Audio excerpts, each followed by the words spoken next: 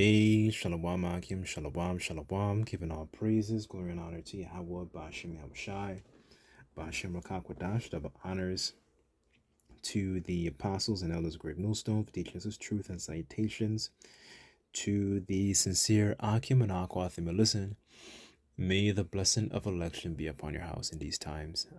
My name is Raquai. I'm back in here with another quick and Lord's will as always, an edifying lesson, and for today's topic, I actually don't really have much of a title, to be honest. I kind of came across this post I saw on Instagram in regards to men without children are the fastest growing demographic.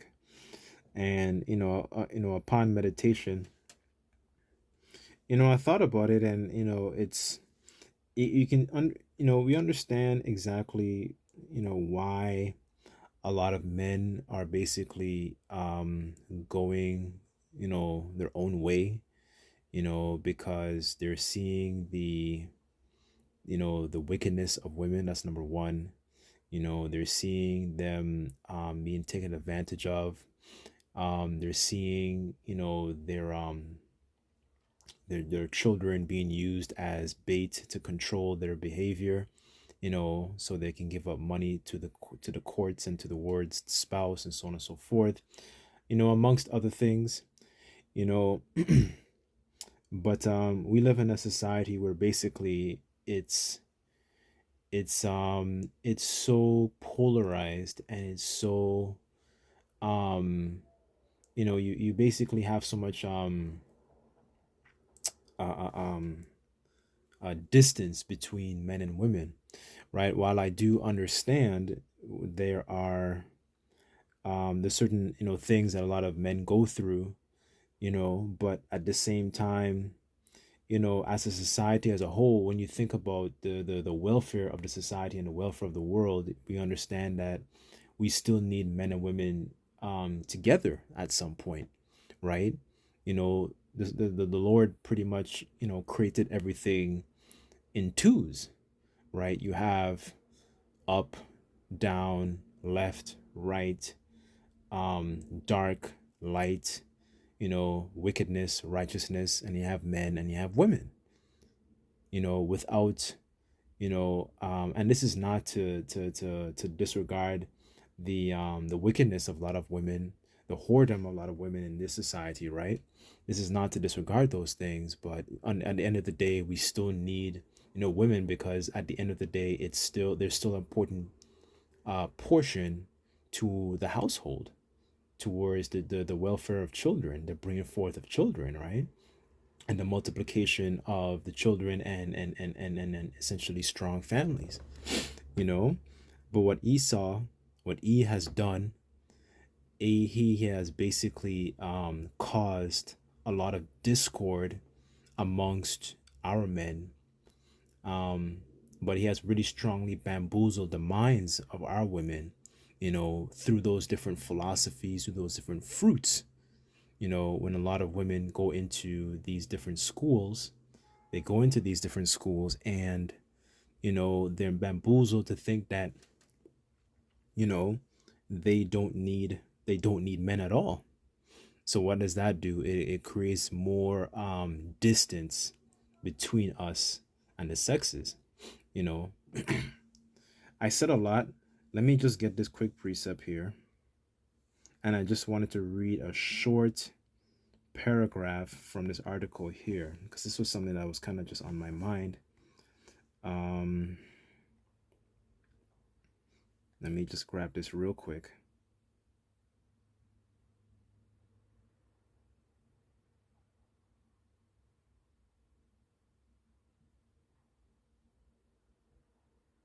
This is Sirach chapter 33, verse 15.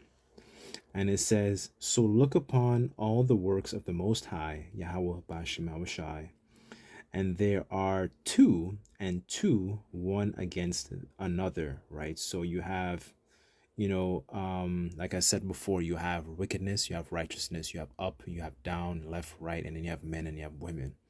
Now, that being said, when the Lord, gave Adam the understanding, the instructions, and gave him that breath, the understanding, right? you know, it was needful for him to have essentially a helpmeet and not to have basically leave him alone. And this is something that is this is something that is to essentially to strongly look forward to, within the kingdom, because at least because we need, the point really is that we need each other, right? We understand the condition of the battle in these times. We understand, like Paul gives great advice in regards to brothers that don't have women, so on and so forth, right? While that is true, we still, for the development of our nation, we still need women, and our women need to understand that you still need your men, right? Let me just read a little bit of this from this article here. It was a post I saw online, and I thought, man, this would be very, very interesting, because a lot of men are opting out basically of fatherhood. They're opting out of the so-called dating market, right? But this is just a temporary solution to a massive problem, you know.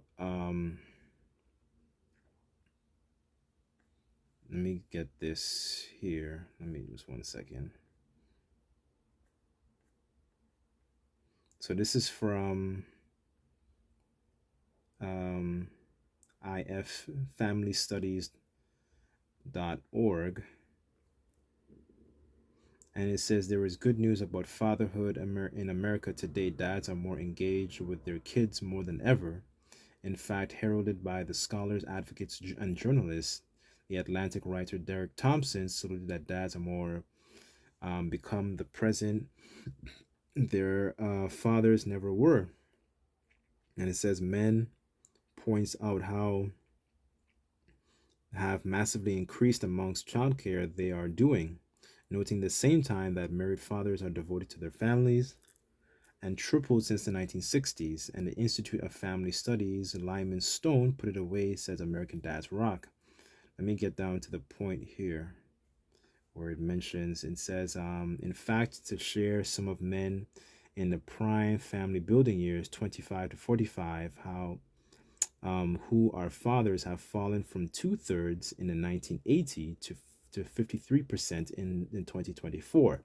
And there's other factors affecting that, when you think about what's it called, when you think about the cost of living, when you think about the pressure, cultural norms, what I'm saying, when you think about, just the especially economics wise, right? That's why a lot of people, especially a lot of men, are basically opting out. And like I said before, a lot of men are opting out because of these certain situations. You can't really have, you know uh, um a wife. Well, you can have a wife, but your wife is more likely to be a whore, right? So when a priest, I think it's in a law somewhere, if the daughter basically had played the whore in the ancient times, her judgment was essentially was fire, right? So let me just read this quick paragraph here. And it says, this Institute of Family Studies reports and spotlights the growing share of men who are not crossing the threshold into fatherhood, the ways age, class, and culture shape entry into fatherhood today, and the likely consequence of declining family forming among from them and are the nation. We draw on the General Social Survey in a decades-long survey of American adults run by the NORC at the University of Chicago. So it says, for this analysis, we focus on the American men ages 25 to 45. Data from the Human Fertility Collection suggests that over 80% of births are fathered by men between these ages, while the average age at childbirth is rising. Many of the men have delayed fatherhood. Fertility data suggests younger cohorts will see higher rates of childlessness. We include younger men in our sample to see how the groups are more likely to be affected by these projected declines in fatherhood, right? So it shows by fatherhood declining among men, 25 to 45, and then it has 35 to 45. But the point is, really and truly, men are basically opting out, for various different reasons, and Esau has basically a hand in that, causing a strong rift between, you know, what's it called? A strong rift between our men and our women, and then you see them going on podcasts talking about this, the men are like this and the women are like that. And when we understand that ultimately we are stronger together, our women need to understand that you strongly need guidance and you need a man. And we need to understand also that in righteousness a woman is supposed to be a helpmeet unto us, right? This is just because I mentioned this point about this this furthering away of the sexes within this society. This is Proverbs 6:16, and it says, "These 6 things doth the Lord Yahweh hate. 7 are an abomination unto him." It says, a proud look, a lying tongue, hands that shed innocent blood, a heart that deviseth wicked imaginations, right? So I know that's an example of that, when you have the plan from the, I believe it was the Rockefellers, if I'm not mistaken, that push forth this idea to try and get women out of the household, and so they become a taxable income. That's really and truly what feminism is. It's not really supposed to be there and designed for women's development. It's really to actually to get you out of the workforce, away from your children, and destroy families. So it says here, continuing on, feet that be are swift in running to mischief, a false witness that speaketh lies, and he that soweth discord among brethren, right? So that's really the point I want to hear, is the discord. And that's something that has strongly done amongst the welfare of our nation. There's a strong discord, what's it called, between brethren, not just when you think about the Latin tribes and the Southern Kingdom tribes, right? Yes, there is that discord is there also, but we also have a strong discord between our men and our women, and that's something that is very very important for bringing forth households. We don't actually, we need each other because we complement each other, but the man is the head, and Paul outlines that in the book of Corinthians, right? And that's something our women need to understand also, right? But the point really is, although a lot of these men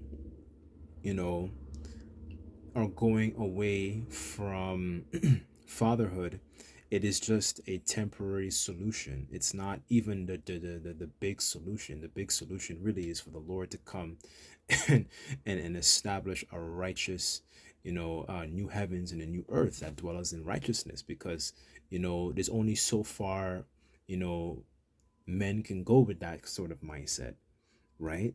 And understanding that to have a prospering nation, we still need each other. Let me get this here.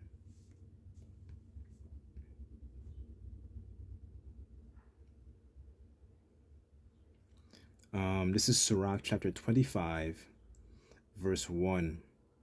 And it says here, "In 3 things I was beautified, and stood up beautiful before the Most High and men."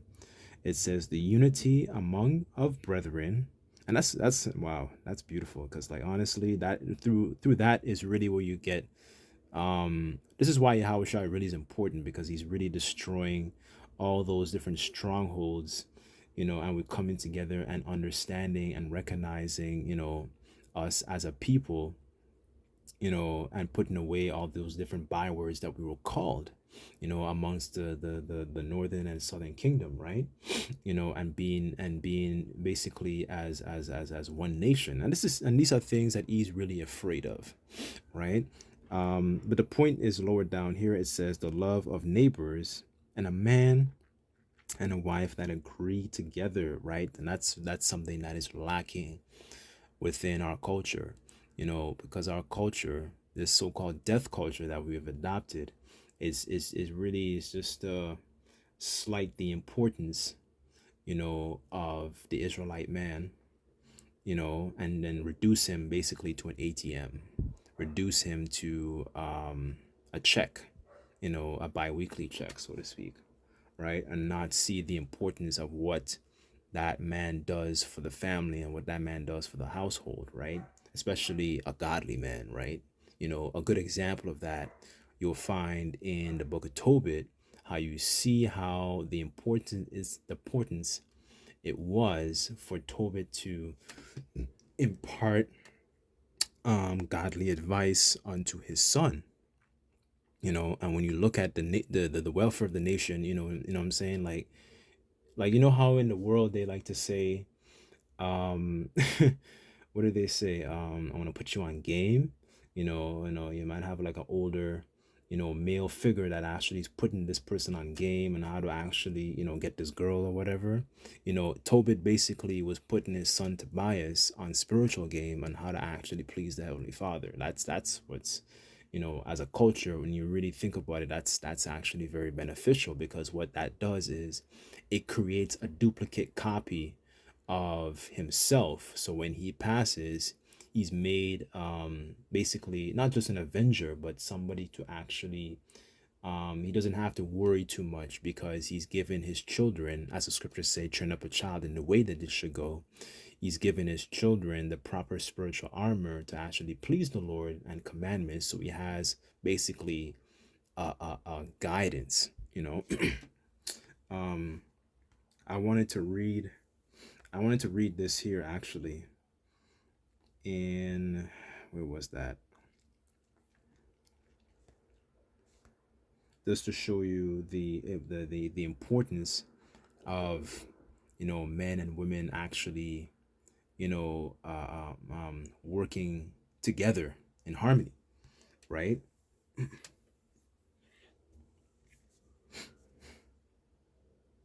um this is Tobit chapter 8,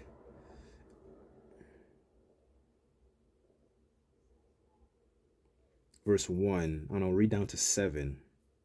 And it says, and when they supped, they brought Tobias in unto her. And as he went, he remembered the words of Raphael, and took the ashes of the perfume, and put the heart and the liver of the fish thereupon, and made a smoke therewith, which the smell, the which smell, when the evil spirit had smelled, he fled unto the utmost parts of Egypt, and the angel bound him. And after they that were both shut together, Tobias rose out of the bed and said, Sister, arise, let us pray to the Most High Yahweh Bashem Shai, that would have pity on us. Right? So when you go into the story, the wife here, Sarah, she was being plagued by some, basically an evil spirit, right? So it's really, and then basically she also like suffered ridicule. So this is a very good, when you look at the book as a whole, like Tobit specifically, it's a very very good book, because you understand of how family is supposed to actually, operate. You have the father, you have, his wife, he has his son. The son imparts that godly discourse unto, I'm sorry, the father imparts that discourse, that God fearing discourse onto his son, so he knows how to behave, right? And basically the coming together of family, proper marriage ceremony, what I'm saying? She how do things operate, inheritance, duties, responsibilities, so it really shows you as a culture how far we've gone, and taken on this culture here, where, you essentially, what happens is, because there's no fathers around, you have a bunch of children just running amok. There's no discipline, there's no boundaries, there's a bunch of idleness, and they're basically causing havoc in the streets, right? Let me continue on here. It says here,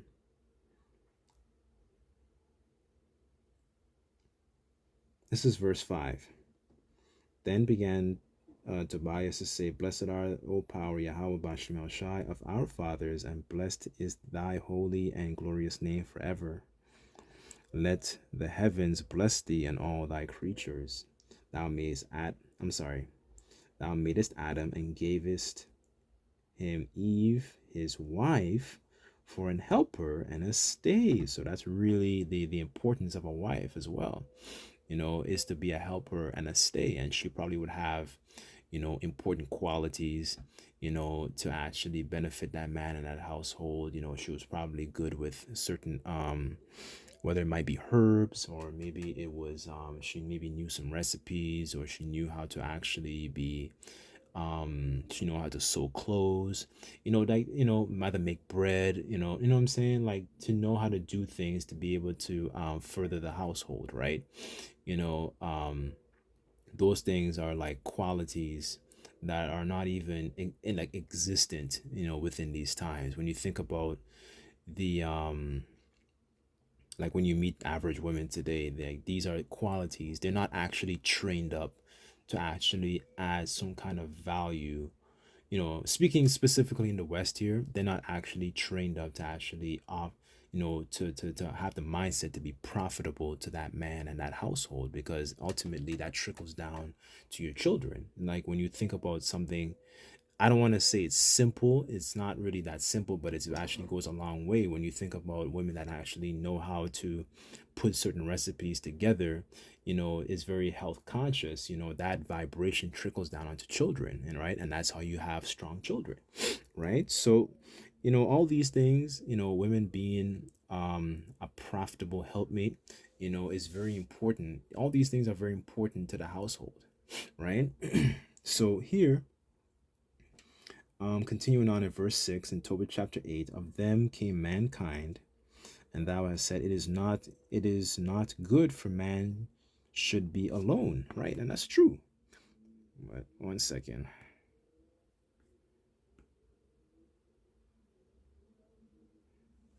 Let us make unto him an aid, which is a help, like unto himself.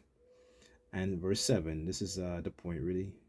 And it says, And now, O Lord, Yahweh, Bashem El Shai, I take not this, my sister, for lust, but uprightly, right? So, of course, there is an attraction, a sexual attraction.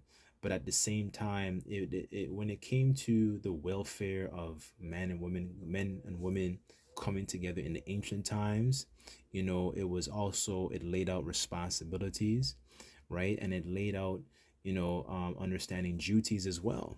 It wasn't strictly just because of like, sex in this society, as opposed to how it's seen within this society. It's seen strictly just for sex and sex only, because that's the vibration that is constantly pushed out. Here it says, therefore mercifully ordain that we may become aged together. And that's really how it's supposed to be, right? And that's really the importance of the kingdom of heaven, because it's supposed to be essentially being fruitful and multiply. It's not actually useful when you have, okay, the men, they might go their own way, which, they have their reasonings. I'm not disagreeing with it, you know but ultimately, as a helpful solution to have a thriving society, we need to complement each other, and we need to have one another. We need one another, right? But what he has done is strongly has destroyed the minds of the people, so they're so far from actually trying to deal with one another. So now you have a lot of women that just want to deal, you know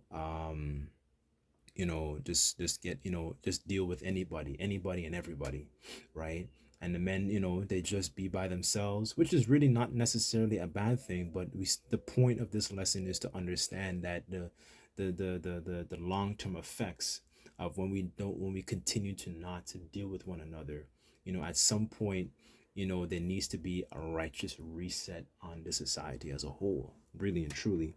This is Sirach chapter 10, verse 3, and it says, An unwise king destroyeth his people, but through the prudence of them which are in authority, the city shall be inhabited. And that's what he has strongly done, you know, through those different philosophies. That's why when you read Jeremiah, like the 51st chapter, about the nations are mad, one of the reasons these nations are mad because they don't want those ways of life, those philosophies, that wine trickling down and breaking up their families. They don't want that uncultured culture messing up their women.